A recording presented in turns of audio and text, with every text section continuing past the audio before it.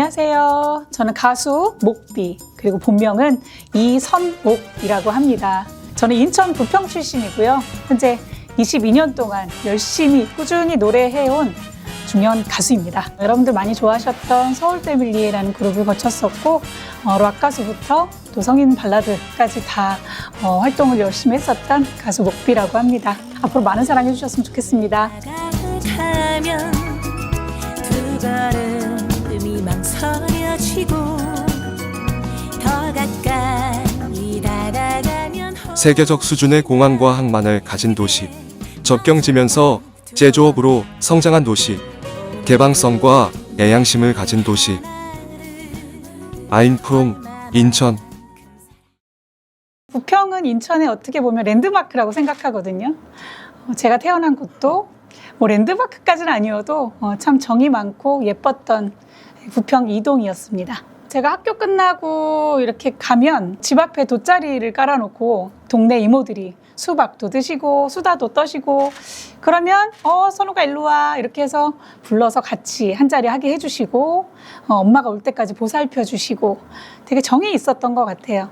제 기억으로는 부평 이동 성당? 거기가 가장 제일 좋은 건축물이었고 그리고 저 역시도 거기에 또 다녔었고 그래서 참 거기가 기억에 남습니다. 6살 때부터 사실 피아노를 쳤고요. 예중 예고를 갈 계획으로 정말 열심히 했어요. 그래서 공부보다도 피아노와 그냥 혼연일체돼서 항상 피아노와 함께 했는데 저희 아빠는 너무 큰 반대를 하셨고 저희 엄마는 뒤에서 조용히 밀어주시는 스타일이었는데 결국은 아빠의 반대로 예중 예고를 가지 못했어요. 그래서 사실 좀 반감이 생겼고 사춘기 때 되게 힘든 시기를 보냈어서 그 뒤로는 피아노를 쳐다보지도 않았던 것 같아요. 제가 되게 내성적인 성격이었는데 피아노를 치면 제가 뭔가 당당해지고 저를 표현할 수 있는 것 같았어요. 그리고 제가 정말 좋아하는 악기였고 그래서 되게 매료돼서 푹 빠졌던 것 같은데 그걸 못하니까 절망감이 너무 컸죠. 공부를 되게 잘했고 좋아했어요. 사실 아까도 말씀드렸지만 되게 성격이 조용조용하고 좀 내성적이어서 공부밖에 할 수 있는 게 없었거든요. 그래서 되게 흥미를 갖고 했는데 중3 무렵쯤에 저희 아빠가 큰 사업을 벌이시면서 조금 가세가 기울기 시작했고 제가 느끼기에는 어린 마음이었지만 나는 공부로서 성공을 하기에는 우리 집이 너무 가난하구나. 가난할 수 있겠구나 그런 생각을 좀 했던 것 같습니다. 그래서 어떻게 하면 내가 빨리 가족에게 도움이 될까 그 생각을 중학교 3학년 때부터 한 것 같아요. 그래서 담임선생님께 말씀을 드려서 저는 취업을 빨리 할 수 있는 곳으로 보내주세요 라고 얘기를 했고 그렇게 해서 이제 학교를 알려주셨고 그 학교에서 결국은 이제 고등학교 3학년 내내 장학금을 받고 취업까지 할 수 있는 상황이 되었습니다. 제가 고등학교 2학년 때 학급 반장을 했었어요. 근데 그 전날 너무 힘들었어요. 무슨 일 때문인지. 그래서 수업 시간에 졸게 됐는데 화학 선생님께서 너 나와 앞으로 이러는 거예요. 그래서 걸렸다. 그래서 나갔는데 노래해 너 잤으니까. 반장이 졸아! 이렇게 얘기하셔서 핑계라는 노래를 불렀던 것 같아요. 지금도 이해할 수 없는 그 얘기로 이런 노래. 그래서 그거를 했는데 노래가 끝나자마자 선생님께서 너 청소년 가요제 나갈래? 그렇게 얘기를 하시더라고요. 되게 듣기 좋으셨나 봐요. 그리고 그때 그 선생님께서 드럼을 또 취미로 하고 계셨기 때문에 저에게 그런 제의를 하셔서 제가 할 수 있을까요? 되게 소극적인 마음으로 출전을 했는데 그해 동상을 받게 되었습니다. 그래서 그 사건 이후로 성격도 완전히 180도 바뀌고 그리고 고등학교 3학년 때는 전교 부학생회장까지 되면서 정말 활발한 아이로 탈바꿈하게 되었어요. 확고했죠, 저는 빨리 집안을 좀 일으켜야 되겠다라는 좀 장녀로서 그런 사명감도 있었고 저희 엄마가 너무 고생을 하시면서 저희를 케어하고 계셨기 때문에 그게 너무 마음이 아파서 그 진학팀이 있고 학교 내에 그다음에 취업팀이 있었어요. 그래서 취업팀 선생님께 말씀을 드렸죠. 제가 제일 먼저 취업을 할 수 있는 곳이 어디냐. 그래서 제가 내신이 좋고 또 관리를 했기 때문에 삼성전자에 공채로 한번 응시를 해보는 게 어떠냐. 공채로 지원할 수 있는 그런 직급이 있다고 해요. 그래서 그거를 의뢰를 드렸고 최종 합격을 고3 초에 하게 되었습니다. 그래서 너무 기뻤고 그때는 저희 엄마가 같이 살고 있던 그 아파트의 이모들께 잔치를 해주실 정도로 엄마가 너무 좋아하셨고 그렇게 시작이 되었죠.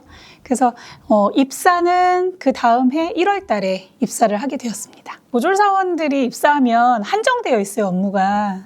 대부분 어디 뭐 지점에 뭐 서무 일을 본다거나 뭐 이런 쪽으로 많이 흘러갔을 텐데 저는 운이 좋게도 저를 면접해 주신 인사팀장님께 발탁이 잘 돼서 인사팀에서 근무를 하게 되었어요. 그래서 주로 이제 휴직, 퇴직, 복직자들 관리를 하고 그다음 복리후생 관리하고 이런 업무를 맡아서 사실 신입사원으로서는 되게 혜택을 많이 받았던 케이스였죠. 참 재밌었어요. 네, 근데 제가 그때 좀 노안이어서 아무도 제가 신입사원인지 잘 모르고 뭐 인사팀에 어떤 뭐 의뢰를 하시거나 외부에서 오시는 분들께서 저에게 잘 보이려고 엄청 막 이렇게 좋은 것들을 많이 주시고 하셨었는데 그런 게 너무 낯설었던 거예요. 아직 어리기 때문에. 그래서 그런 기억이 좀 새록새록 나네요. 그때 벤처 열풍이 한창이었고요. 사실 그때 IMF 막 지났던 시점이어서 저도 좀 이직을 고민하고 있었어요. 회사에서는 희망퇴직을 권유했고 다들 뭐 저뿐 아니라 그렇게 했었고 조건도 좋았고 그리고 마침 IT 업쪽에서 제의가 들어와서 제가 들어갔을 때는 직원이 3명이었고요. 제가 퇴사할 때는 그리고 현재로는 지금 상장 회사가 되어 있어요. 네, 그래서 그 회사로 들어가서 정말 열심히 일했고 ISO 9001 인증도 제가 직접 제 손으로 받았고 제가 퇴사할 때는 그래도 몇천 명 정도 될 때 퇴사를 했고 그 다음에 또 한 번 IT 업계에 이직을 또 한 번 하게 됩니다. 그때는 법인 영업을 하게 됐어요. 그래서 사무실에서 그냥 가만히 있는 사람이 아닌 대검찰청이나 또 어디 은행이나 그다음에 뭐 국가 기밀 그런 관공서 그런 데에 이제 법인 영업을 하게 되는 또 그런 일까지 맡게 돼서 저는 너무 재밌었던 것 같아요. 그리고 여자 영업이 드물다 보니까 어디 가도 환대받고 그렇게 해서 실적도 되게 좋았고요. 그 실적 중에 되게 생각나는 게 큰 프로젝트다 보니까 대부분 단위가 몇 억에서 몇십억 정도의 프로젝트를 수주를 해야 되는데 그게 딱 되면 인센티브도 정말 상상을 초월할 정도로 많이 받고 그렇게 해서 참 재밌는 회사 생활을 했다 감히 말할 수 있을 것 같아요. 회사 생활을 하면서 음악을 놓친 적은 없어요. 제가 음악을 너무 좋아했고 직장인 밴드도 다니면서 공연도 하고 또 유명한 그룹 사운드 오디션도 보러 다니고 그렇게 해서 계속 음악을 하다 보니까 정말 음악만 하고 싶다라는 생각이 어느 날 문득 들었어요. 그래서 엄마에게 조심스럽게 상의를 했죠. 엄마, 제가 음악을 하고 싶은데 어떻게 생각하냐. 그랬더니 저희 엄마는 지금 생각해도 되게 황당해요. 너 나이가 몇인데 언능해. 더 늦기 전에. 대신에 너의 생활이나 이런 것들은 네가 책임져야 될 나이니까 그런 건 엄마한테 손 벌리면 안 돼 라고 되게 단호하게 얘기를 해주셔서 용기를 얻고 그날로 퇴사를 하고 바로 음악의 길로 접어들었습니다. 사실 퇴사하기 전에 그 기획사 오디션을 봤어요. 연예 기획사 오디션을 봤는데 거기에 합격이 된 거예요. 그러니까 회사를 과감하게 그만뒀죠. 나 이제 퇴사했으니까 나 이제 가수야. 그리고 이제 앨범 막 작업을 막 했어요. 근데 갑자기 연예 기획사가 문을 닫게 되었습니다. 재정 상태가 너무 어려워서 그래서 저는 갈 곳을 잃고 이거 어떻게 해야 되지? 내 인생을 걸었는데 정말 어떻게 해야 될지 머리가 하얘졌는데 그래 이왕 나온 거니까 내가 뭐라도 해보자. 그래서 언더그라운드로 자연스럽게 발을 들이게 됐습니다. 저는 할 줄 아는 레파토리도 없었고 그때 당시에 아는 곡이 별로 없었어요. 하지만 그때 오디션을 보러 오라고 한 데서 너 이런 노래 알아? 라고 얘기하시는데 그걸 머릿속에 다 기억해놨다가 밤새 정말 그냥 달달달달 외워서 그 다음 합주 때 정확히 합주를 끝내면서 발탁이 되어서 그때부터 언더그라운드 생활을 했죠. 저도 선배님들이 들으시면 아마 뭐 거짓말하네 이렇게 얘기하실 수 있는데 한번 따져보세요. 제가 한 3년 동안 단 하루도 빠지지 않고 하루에 5개의 무대를 했어요. 노래 곡수를 치면 한 40곡 정도를 매일 한 것 같아요. 그리고 감기가 걸리거나 몸살이 와도 그리고 정말 아파도 단 하루도 쉬지 않았어요. 저를 보러 오는 팬분들이 많았기 때문에 그분들이 오셨다가 돌아가실까 봐. 그래서 그거를 놓치기 싫어서 13년 동안은 하루도 쉬지 않았습니다. 그 따져보니까 그때만 해도 한 뭐 2만 몇천 회 정도가 되더라고요. 그리고 이제 그 후에 또 이제 채워진 것까지 하면 그렇게 3만 회가 넘습니다. 언더그라운드의 성지라고 합니다.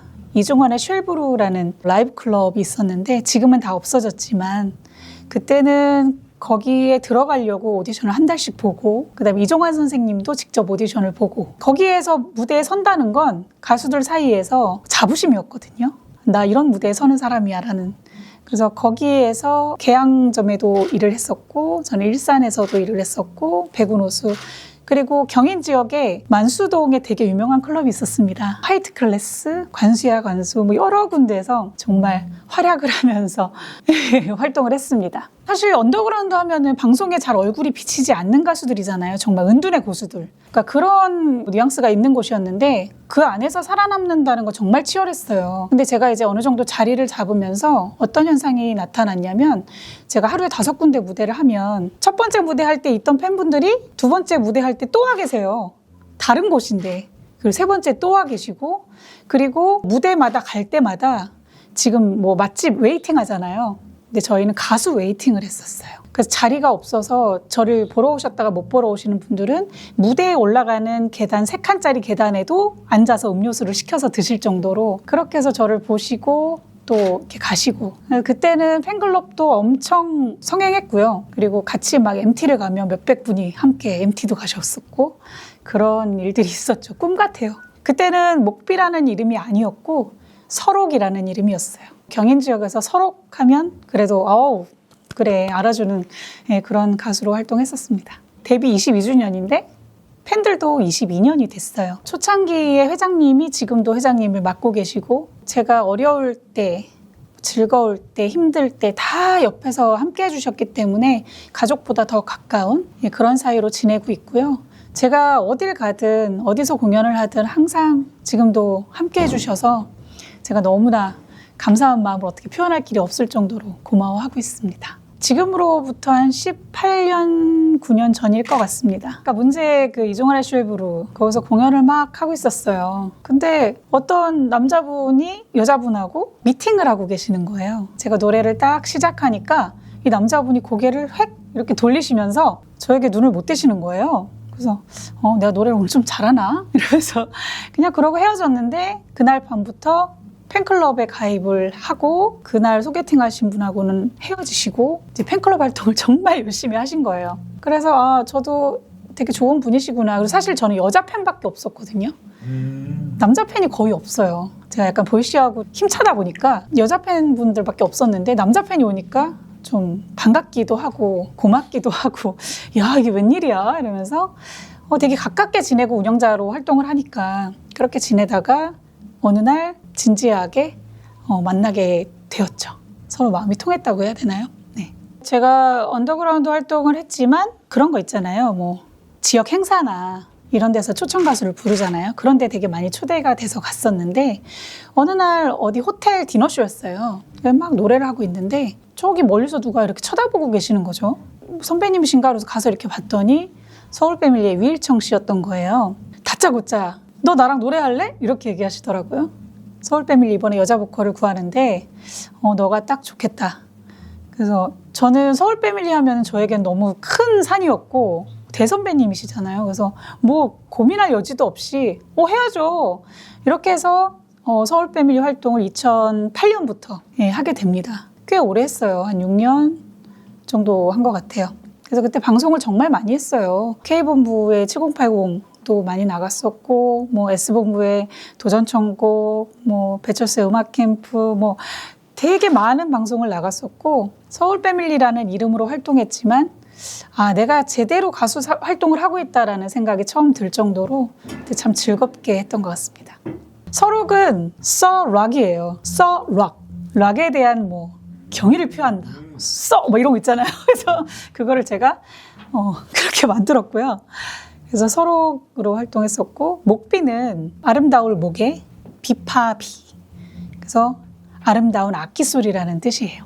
서록을 이제 그만두게 된 계기는 결혼을 했고 아이가 생겼어요. 그래서 아이가 생겼으니까 이제 당분간 활동을 못 하잖아요. 그래서 좀 쉬는 동안에 내가 이때까지 했던 음악은 조금 너무 락적이고 대중성이 좀 없었다 생각을 해서 이제 이름도 바꾸고 새로운 마음으로 한번 다시 시작해볼까? 그래서 아이가 2살이 되던 해에 다시 이제 목비라는 이름으로 개명을 하고, 그리고 장르도 조금 편안한 가요 장르로 바꿔서 이제 다시 재도약을 하게 되었죠. 그래서 지금까지 쓰고 있는 이름이기도 합니다.